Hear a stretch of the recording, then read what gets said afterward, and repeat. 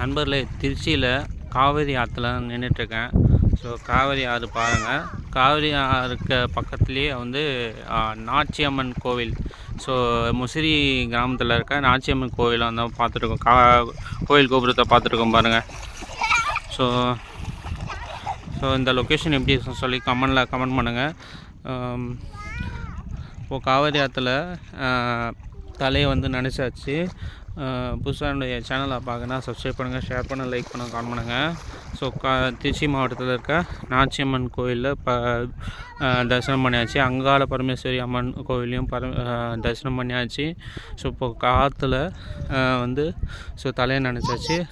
இப்போ கிளம்ப வேண்டியதான். ஸோ மாடு இருக்குது பாருங்கள். மாடு மாலையை சாப்பிட்டுட்ருக்கு. ஸோ இந்த லொக்கேஷன் வியூ எப்படி இருக்குன்னு சொல்லி கமெண்டில் சொல்லுங்கள். Okay, thank you. என்னுடைய சேனலில் வந்து நிறையா 1000க்கும் மேற்பட்ட வீடியோக்கள், டெம்பிள் விலாக் எல்லாமே அவேர்னஸ் வீடியோ எல்லாமே சம்மந்தப்பட்ட வீடியோக்கள் நிறையா இருக்குது. ஸோ பார்த்துட்டு எனக்கு சப்போர்ட் பண்ணுங்கள், சப்ஸ்கிரைப் பண்ணுங்கள், ஷேர் பண்ணுங்கள் நண்பர்களே. நன்றி.